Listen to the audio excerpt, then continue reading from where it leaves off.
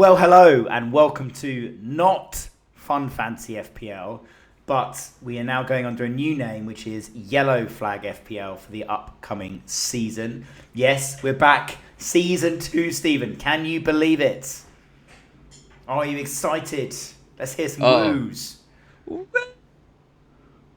I could not be more I love excited. How your mic broke. Wow, did it? I mean, then like the Club World Cup. I mean, Man City Al Hilal tomorrow. I mean, really looking forward to that. I'm so excited I can barely speak about it. I'm so excited I can't even talk about how excited I am. So let's leave it there. Okay, fantastic. Well, yes, so just to confirm, listeners, this is still Harry and Stephen's absolute nonsense train of FPL information, advice, chaos, whatever you like to call it. But we are now going under the name of Yellow Flag FPL. It was a great first season, and our aim was to keep going throughout, but now we're going to try and kick on. But yeah, look, Stephen, let's kick it off. What should those that have listened to us before expect from Season 2? Give us a summation. Well, they should expect me to do a bit better next season. I've been thinking about it long and hard, and I'm starting to think that... Yeah, exactly. I'm starting to think that maybe the strategy of having one bad week and therefore just throwing complete caution to the wind might not be the wisest approach. That may have been advised to me before, maybe by yourself. I'm not sure. I'm going to, but at the same time, I will get very bored. I just can't help myself. I'm just not interested about gaining 5 points every week. So I think that the way to avoid that is to try to have a bit of a better start. So my promise is that I'm going to put a bit more prep into this season than, I don't know, an hour. I'm actually going to have a proper think around the fixtures and aim to have myself in a pretty good position within 6 weeks. And then go from there. I'd be lying to myself if I say like, oh, you have a bad start, you're not going to completely abandon it. I will probably keep hitting that strategy because it's just more fun for me. But I'm going to try to have a better start and give me more motivation to stay in the game for as long as possible, basically. Excellent. I'm looking forward to that preparation, those notes, and the expert analysis, Stephen, that you bring to the table all the time. And Stephen, look, what happens if someone has come across this podcast? Maybe they're new to FPL, maybe they're just new to our nonsense. What should be looking forward to within this podcast? How would you define this podcast to that individual? I mean, obviously, expert insights some of the time. My analysis of West London was very good with regards to Fulham. Unfortunately, with regards to Mark Flecken, not so much. I think next season, to be fair, in terms of what to expect, I have to do every podcast in his shirt, maybe at least one. I will have to go out there. Actually, can I even buy?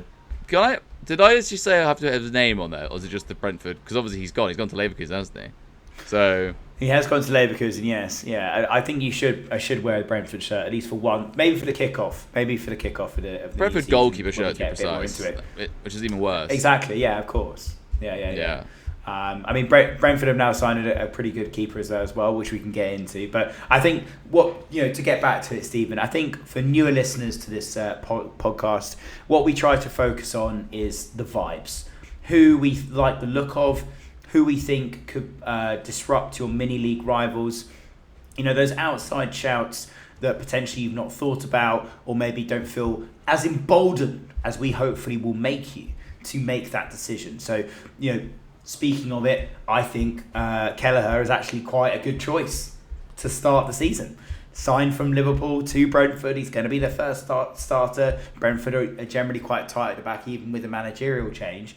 So whilst he'll be popular in the FPL community and in some areas, we will try and show you how, or try and explain and find these outside shouts that maybe you haven't thought about.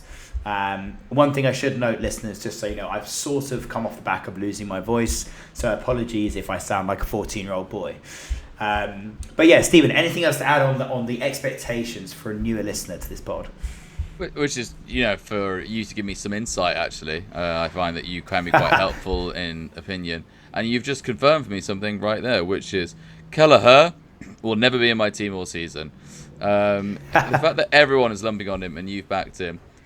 Brentford, let's be frank, are relegation candidates. They are going to... They haven't lost them yet, have they? But it looks like Mbembo has gone He shows them Man U, which is bizarre, but anyway.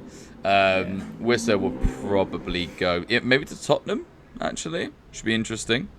They've hired their set piece coach, and I was on Twitter, so I don't know if it's true or not. I need to look it up. Apparently Brentford didn't score any set piece goals last season, so that isn't brilliant. He is, I think, given a little bit of credit for their goals in the first minute. Essentially, he was quite pivotal, him and Frank, of seeing the kickoff as a set piece, which is quite interesting.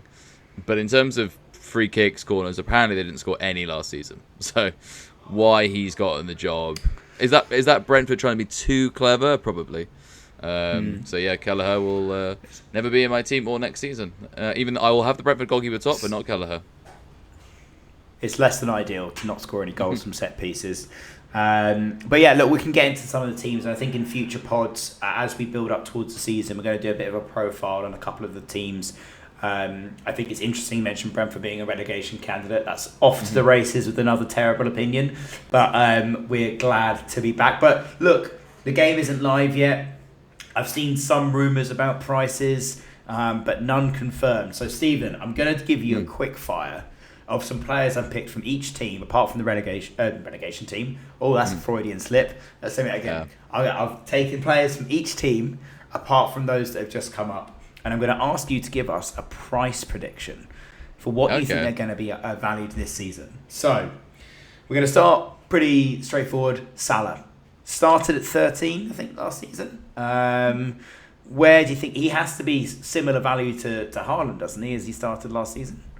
No, because the game has always outpriced strikers over midfielders. Midfielders have outscored strikers now for many, many seasons, and it hasn't moved. Salah, off his record season, was in at 13.5, so I'm going to predict that he'll go into... I mean, technically, because he didn't get as much last season as he did in that season, so actually, really, you should argue, based on precedent, he'll be 13 million. The pricing strategy last season was actually a bit more balanced, apart from Haaland, really. So no, I think he'll be nowhere near. I mean, who knows? But based on precedent, give us a number, Stephen. Let's say 13. I'm going to say 13. 13 million. Okay, cool. So moving on to North London, your boy Saka. Obviously had lots of injuries. Started at 10, finished towards the end 11 last season. Obviously is their main man, but the goals were kind of shared around in Arsenal last season. Trossard I thought would be an interesting pick to think about for next season if Saka came out really expensive. But yeah, what's your thoughts? I don't really want my answers to be the same as last season, but he probably will actually be 10 again. Injured for a lot of the season, therefore didn't have an incredible run. Might even go down in price, but I'd be surprised. I'm going to say let's be a bit optimistic and say 10.5. Let's say 10.5. 10.5. Okay, brilliant. Now, Aston Villa, the star boy, the guy who I signed at the beginning of the season and had him all season, Morgan Rogers, started at 5 million last year. I mean, he's had an incredible return. Probably he's going to be priced out for many people, but where do you think he's going to land? Is it going to be like a Cole Palmer situation where he shoots up to sort of 12 million or something stupid? No, Cole Palmer got so many points. I'm going to say 7.5 or 8, but let's say 7.5. 7.5. Okay, the next one. The player that has just scored for his club in the FIFA Club World Cup, Reece James, captain of Chelsea. Oh, God. Now, we spoke about him towards the end of last season, and you said he could have a significant price decrease. Now, Maresca seemed to get them playing pretty well, beginning half of the season anyway. If he wasn't made of paper, he would be a really interesting option. Yeah. But what do you think his price is going to be? Because I think he probably will go 5 million. I think he's going to go into the 4.5s. I think he has to. He hasn't played 4.5. He hasn't played enough. He just hasn't played enough, surely. Again, I don't know the formula, but there does seem to be an element of there is some obviously correlation between points in the last 2 or 3 seasons versus current price, and he hasn't done anything the last 2 seasons, so surely he's got to go down to 4.5. FPL also love having a big player at that price range than defenders, and I can't see any other team doing that. For example, we might get to them, but you Frimpong, people like that, they're not going to be 4.5. So he could be it. He could be the 4.5 punt. Cool. And if he was 4.5, would he be interesting for you? Would you consider him? Maybe. I mean, he's not. That's the insight. That's the advice we needed. Well, probably no. Then, if you want me to give an answer, I mean, he's obviously not getting a restful summer. He is made of glass, as you said. So probably. No, probably not. I just can't see him starting enough games. Yeah, I think we should probably do a pod towards maybe next month on the impact of the Club World Cup, what it will be, because I think one of the interesting things we noticed with Phil Foden last season is he really dropped off. And a lot of people paired that to the international tournaments before, to the Euros, and like how much an impact that had on him in his recovery. And in this tournament, he seems to be pretty good. So, I think it's an interesting topic to watch for. So teams that are playing in that competition, in FPL anyway, Chelsea and Man City, it'll be interesting to see where they go. But moving on to the man that might be playing in Arsenal. He's definitely not playing at Tottenham, according to, if you believe the interests. Eze of Crystal Palace. So he had an okay season, not the best season, but he is the star boy. He is the one that makes them tick. If they do sell him, it's going to be an astronomical fee. If they don't, what sort of price would you see him come in at for FPL? Well, Arichabe Eze, 8. I'll say 8. Okay, 8 mil. And if he moves to Arsenal, does that change? Yeah, the price. I think the prices will be starting to get pretty locked in. I don't think he'll go to Arsenal. He's too much money. 60. Yeah. And also I think he's getting nearer to 30. Let's see how old he is. He is 27. He's 27 today. There you go. Happy birthday, Eze. I'm sure you're listening. Happy birthday. So he's 27. No, for 6 to 8 million, probably not. I can't see him going to Arsenal personally, but hey, who knows? But I doubt it. Fantastic. So since you mentioned him, Brentford, I was going to ask you about Wissa, assuming he's still at the club. So assuming he is, what sort of price would he be in? And he's a really interesting one. The prices might be locked down in anyway, so. I think he's actually going to balloon quite a bit. I think he's going to be 8, maybe 8.5. He was 2 third. million. Yeah, he was third. Yeah. Premier League goals last season, something like that. I can't remember, but I think he'll be 8. I'm going to say 8.5 for him. Remember, he's a striker, so like again, they are always they're always expensive. He had a good season. Also, I think he is on penalties for Brentford. So if he leaves, he'll be on penalties as well, probably. So yeah, I think 8.5 for him. Okay, brilliant. Robinson of Fulham, obviously was an incredible player for the season. He's going to have probably one of those incredible bounces of prices, and look, he might. There was rumour of him going to Liverpool. That seems unlikely now with Kirkez signing and Frimpong as well. What do you make of it? Do you think he will be getting a massive price raise? Is he going to be a £6 million defender? For Fulham? No. He didn't get that many points, did he? He had his moment. He had moments, but I think he was top 5 for defenders. Was he? I'm still sticking with 5. You're going to go 5 million? Okay. Yeah. He finished at 5 million. So, yeah. Okay. So. Well, I'm gonna go. It's a bit all over the place now. I'm gonna go to Man City, and I'm not gonna pick Haaland. I think it was too obvious. I'm gonna pick Aït-Nouri because I think that's a really interesting signing. I think he's gonna be much more. But if he is 5.5, he's going straight in my basket. He's going straight in. He's a great player. I do like Aït-Nouri. I really do like him. So you're going 5.5. I think still sticking with 5.5. But you think I think there's only one reason why you'd sign him, and that's if you wanted an attacking fullback, and that means that Pep is probably going to play a 3 at the back, right? That means Guardiola's going to lose his advanced position, and Aït-Nouri can come off the bench and be that player as well. So I think he's going to play in that advanced position. He's going to have a much more freer role. I think 5.5 will be hella cheap. So I'm hoping the FPL towels aren't listening to this. because I think 5.5 million for a defender that's getting forward in a Man City team that look back to their best because Rodri's back in the team. I know, what a shock. It looks good. It looks good. So if he's 5.5, I'm having him. Okay, Man United. I've gone for one of their new signings, Cunha, who's obviously had an excellent season. Signed on relatively big money. Will he be classified as a forward as well? I think so. Yeah. He'll be a forward. 8.5, I'll say. Maybe even 9. Yeah. I mean, you can't see him being less than 8, can you? No, I think and the fact he's at Man U, I think he might get up to 9.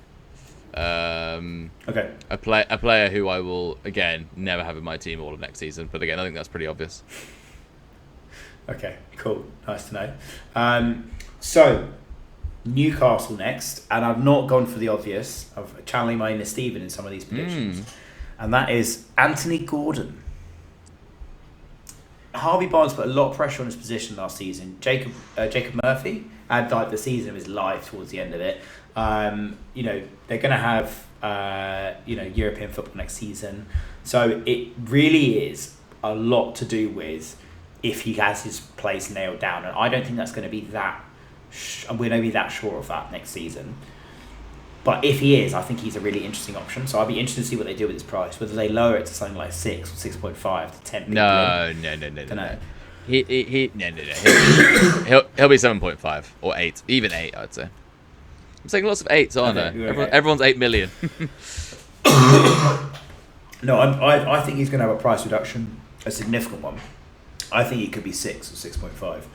I think it's going to be a really interesting option. If he's in the £6 million bracket, I think that's a really interesting option. Cool. So, moving on to Nottingham Forest, your favourite player in the world. Oh, God, yes. Chris Wood. Oh! I mean, he's had the season of his life. 9.5? I think he might be approaching 10, you know. Yeah. He could. You got to look at it in terms of Isaac. You got to look at it in terms of Isaac, right? He's in the same category as Isaac in terms of returns. I think he scored a crazy amount of goals, got loads of points, and last season Isaac's price rise was to 9.5. But I think how important Chris Wood is to that team is kind of kicks him a bit further on from that. Plus, Isaac got injured a lot, and Chris Wood didn't. So I think that Chris Wood could be approaching that £10 million bracket, which is mad. What was Ollie Watkins last season? Was he 9.5? He was 9. He was 9. So I'm just looking up now. He got 20 goals last season, Chris Wood. So Ollie Watkins, I think, is a pretty good comparison. He got 19 the season before, and he went to 9. Yeah. So I'll stick with 9.5. No, I'll stick with 9.5 for him. Isaac though probably will go 10 million or above. 10.5. I'm going to say. Yeah, easily. Yeah. I mean, it's going to be a straight choice between you won't be able to have unless you do major sacrifices in your team. Salah, Haaland, and Isaac. You won't be able to do that, and that's forgetting Saka, Palmer, or any of these other players. You won't be able to do that. So it's going to be real choices. Cool. So to my team, Tottenham. Obviously, we're champions of Europe. But no. You're a champion of Europe, not the. Definitely not the. PSG are the. You're Let's be very clear about that. We're a champion of Europe. Yeah, that's true. I'll take that. And Arsenal been the champions of Europe? I told you I was happy about this. You have done exactly what I wanted you to do, which is you are so allergic to trophies, you sack the manager, which is hilarious. Okay, the 100 years of no trophies is now, and then every single time you don't win anything, we can go, well, if you didn't sack your manager who won your trophy, you didn't sack your manager who won your trophy, it's perfect. It's gone exactly to plan. I'm going to cut all of that out, Stephen. So I regret bringing that up. But anyway, so look, this is the benefit of me doing lots of the editing there. So player I wanted to talk about was Son. Okay. Now, reason being is he started at like 10 million, I think, last season, and he didn't have the best season. And I think he's going to have a significant price drop. But the question is, if he dropped to something like 6.5 or 7, wow. He could be really interesting. So it's a real headache for FPL Towers because they don't want to make him so cheap. if he was 6 million, I think lots of people would look at him, but I don't think he will be. I think he'll probably go down to 8. That being said, there will definitely be some cheap Spurs assets. The back four will probably be all 4.5. Can't see any Spurs defender unless you go out and buy maybe Porro. somebody. Porro will be 5. Porro probably actually, yeah, but other than that, you're gonna have 3 out of the back four will be cheap. Have you got a manager yet, or have you still not appointed one? What? Have you been living under a rock? Oh, it's Thomas Frank, isn't it? Sorry, I completely forgot about that. So long ago. Okay, I'm keeping that part in. Oh, you can edit that out. I forgot it was Thomas Frank. Fine, keep it in. I don't care. Yeah. So Thomas Frank was appointed like 3 weeks ago. That's why I forgot about it. Lots happened, mate. It got announced when I was on holiday in Italy. I wasn't really paying too much attention. Anyway, so there you go. So Thomas Frank, wing back. So there you go. You'll probably be 3 at the back, 2 wing backs. So whoever your left wing back is, Spence, maybe he won't be more than 4.5. Doggy. Oh, and Doggy's going to be back, isn't he? Yes, he was injured for a lot last season. He probably will be 4.5, wouldn't he?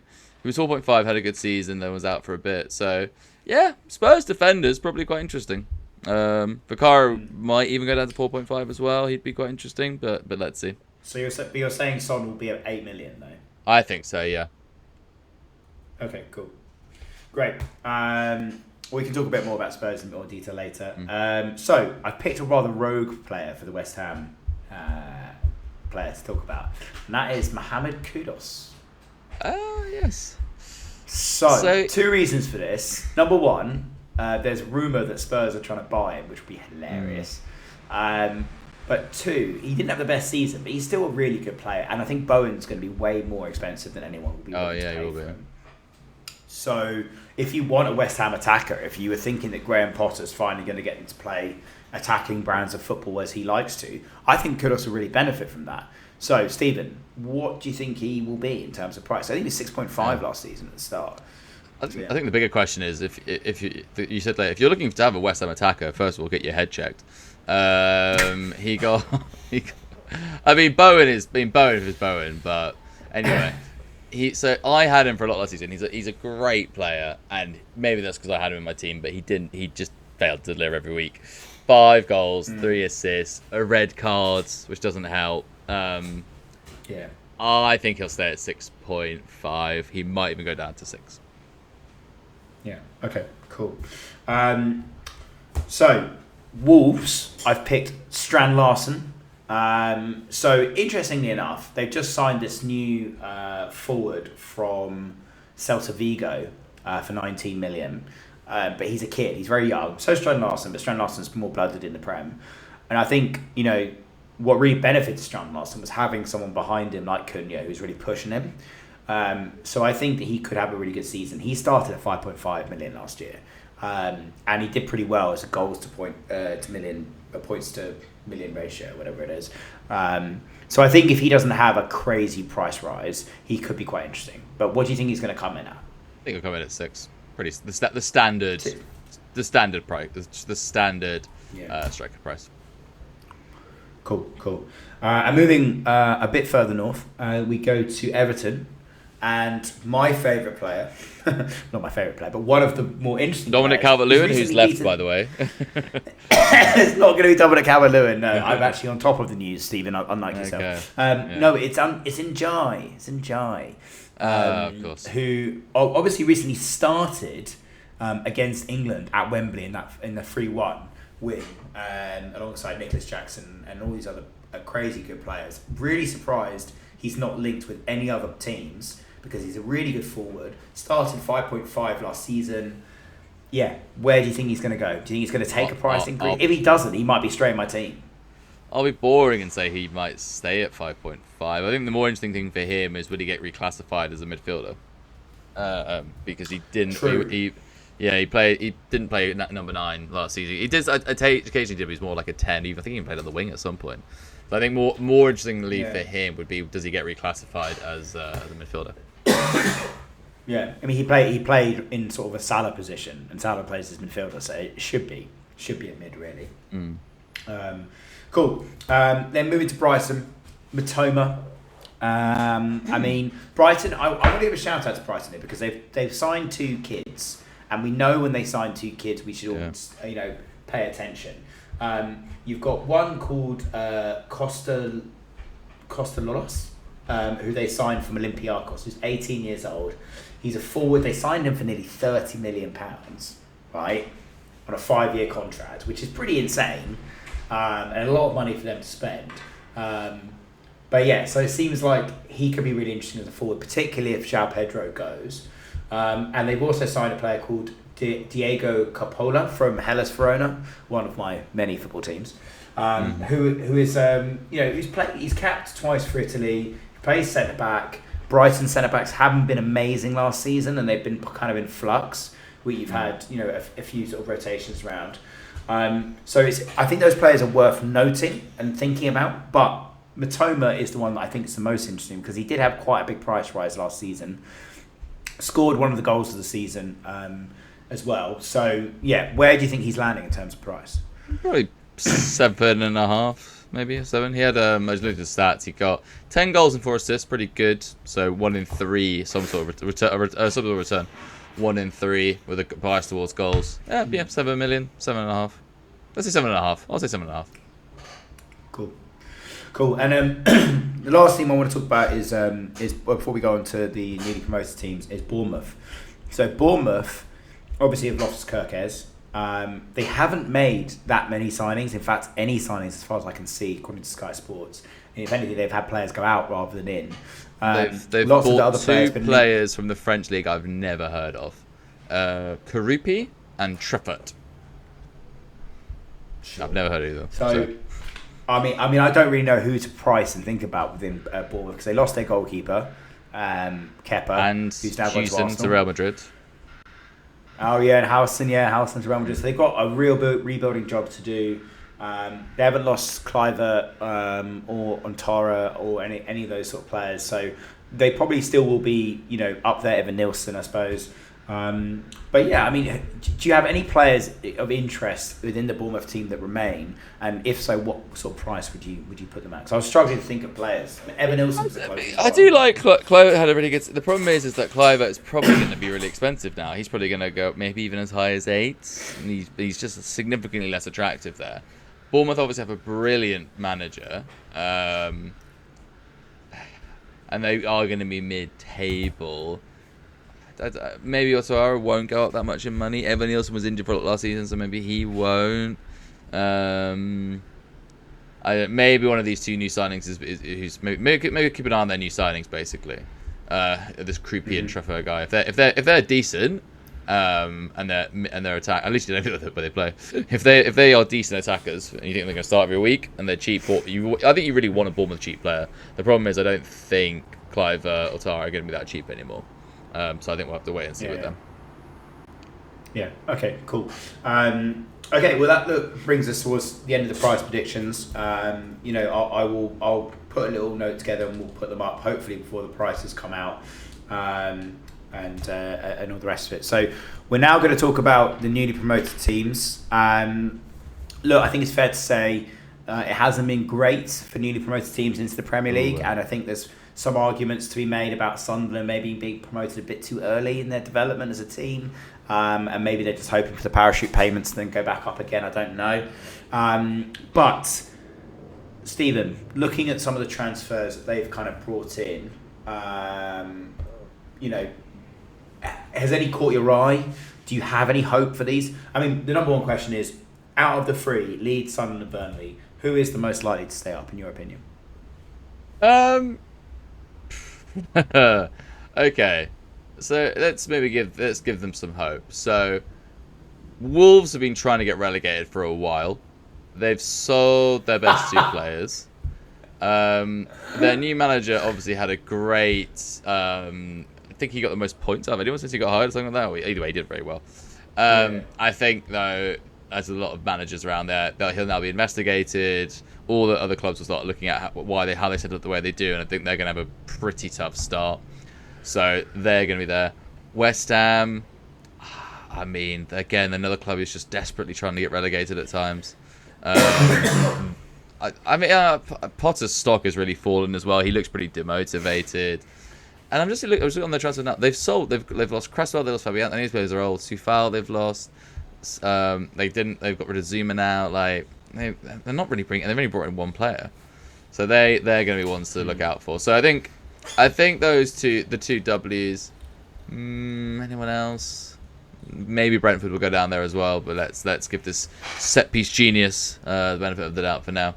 So that's some hope for them. That those three we're going to be stuck meeting with them. What hope do I give my mighty Sunderland? Not a lot. I mean, look, I think they're very happy with the money. They even lost one of their best players to Brighton before the playoff final, which is not great.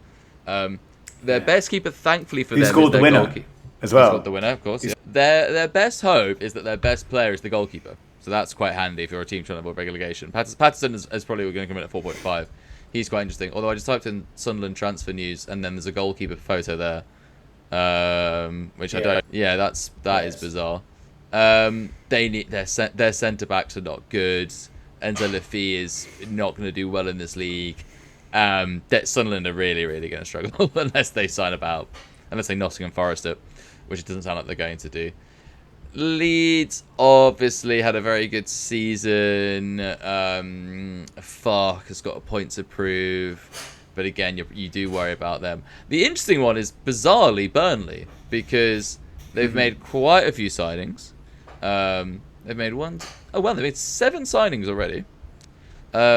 Scott Parker looks like he probably will stay, and he set them up in this very Dychian manner of defence and stuff like that. So, didn't they concede like 16 goals or something last season? It was absurd what they did. So maybe they're coming back to the Premier League under Dycheball, but with a nice waistcoat in Parker. So maybe Burnley probably have the best shot, you would say, out of the teams. It's interesting. Yeah, you've also seen that Ashley Barnes has re-signed for a year as well. Has he? Interesting. Yeah, that'll be a good level of winding up opposition players to keep them up. But yeah, they have made some interesting signings. The Burnley conceded 16 goals in 46. I know it's the Championship, but that is ridiculous. That's crazy, very, very impressive. I think the key will be is if they hold on to James Trafford. I mean, if they hold on to him, the Newcastle, they've been very heavily linked with him. But if they hold on to Trafford, I think that will be a really good sign for them. But I was actually going to say Leeds. Reason being, they've got a lot of cash. They've got a lot of cash to throw about with the Red Bull stuff sort of hanging around. They've got a lot of players that were in the Premier League the last time over here, so they've got that experience. Burnley don't necessarily have that, and definitely Sunderland don't either. So I think Leeds are probably best set up to stay up. But having said that, I think for all 3 teams it's going to be really difficult. I don't really see a team that's like an outright favourite to go down next season. Because I know you said about Wolves. Sunderland will go. Unless they buy it. No, my point is out of the existing Premier League, if you remove those 3, I don't see a team that looks like a candidate to fall into that bottom 3. So I don't see Wolves doing that. I don't see Brentford doing that, despite your wisdom. I don't see West Ham doing that, despite my desires. So I think it's more likely that purely out of the other teams being marginally better, not being like world class or these guys being bad, I think it's purely that. But I think some players to note, and I've written some ones down here. So you've got Enzo Lafie, who they are signing from Roma. Why are you shaking your head at that? He will do nothing. Why are you shaking your head? He will do absolutely nothing in the Premier League. He's too slow and weak for the Premier League. He's okay. He's a very good Championship player, and that's it. He will do nothing in the Premier League. So they signed him from Roma. So he looks pretty good. So I think he's. I'm saying these are players to note, Stephen. I'm not saying they're going to necessarily change their form. I'm thinking about FPL here. You see, Stephen, as we are an FPL podcast. Then you've got Bijol from at Leeds that was recently signed by them. Centre back, looks big, aggressive. I think he'll be interesting. And then Burnley have signed a player called Hartman, who's a wing back from Fernwood. Now, given how Scott Parker plays, he's going to be using his wing backs a lot to create chances. You're going to talk about a lot of crosses into the box. I think he's going to be really interesting. I'm slightly biased because I once owned Charlie Taylor, and he did absolute bits for me when he was at Burnley. But I think that'd be interesting. of the existing players that Sunderland have in their team, there's not a lot of quality there, so I wouldn't be looking at any of those. Leeds, I would look at Dan James. I think Dan James is interesting. I reckon he's going to come in quite cheap, 5.5 maybe, and he'll be the point of the attack for Leeds. I know that they want to sign Solomon, and Spurs are relatively. I was about to say, Solomon's a very good player. I don't know why he didn't get more of a run at Spurs. That was my shout for Leeds. I can't say because this podcast is not political, but there are reasons if you Google anything about his Instagram. But anyway, and then Burnley, look, if Trafford stays, I think Trafford will be a great rotation keeper to have. Those are kind of my players to note of the new teams coming up. Are there any that you've missed? Any that you think you should add to that? I think Solomon. I think Patterson at Sunderland is definitely one as well. The player to avoid, like the plague, is Luke 9. If you want a tip, but it's not an FPL tip, most red cards for this season, Luke 9 is going to absolutely walk that unless he doesn't start. But if he starts every week, he will get sent off a lot. He loves Sunderland. He absolutely loves a red card, Luke 9. So if you want a betting tip, Luke 9 most red cards for this coming season. Oh yeah, central midfielder. Yeah, okay, cool. Who plays at centre back for them? Okay. He is a DM, but he plays a centre back for them, and he's not very natural there, shall we say? Yeah, I mean, I've seen some clips of him. He's quite funny. I mean, that's my only reference of him. So I don't know whether that's whether that gets you FPL points or not. I doubt it. But there we go. Right. Okay. Well, look, I think that concludes our first episode back. Look, I hope that you continue on this journey with us as we go into season 2. We will come back to you with some more exciting news as and when it develops. We're going to be doing lots of bits and pieces next season. Please give us a like and subscribe wherever you get your podcasts from. Give us a follow on Instagram, socials, Twitter, and the rest of it. I haven't made it to TikTok yet. If anyone knows how TikTok works and would like to join our rabble, please inquire below. And thank you to Rita as well for steering the ship through our nonsense. So yes, we will do another record, probably not next week, but the week after. I'm going to do some reviews and look at some teams in a bit more detail. Hopefully we'll get some prices by then. Stephen, anything else before we leave for today? No, just looking forward to next season. And once again, my dream of coming first is back on. And this dream, not just for me, but for everyone. We all start on 0, guys. Yeah. So you got to believe. We all start on 0. Exactly right. So we've been Yellow Flag FPL. Nearly got that wrong. Thanks for listening, and we'll speak to you next week. Thank you.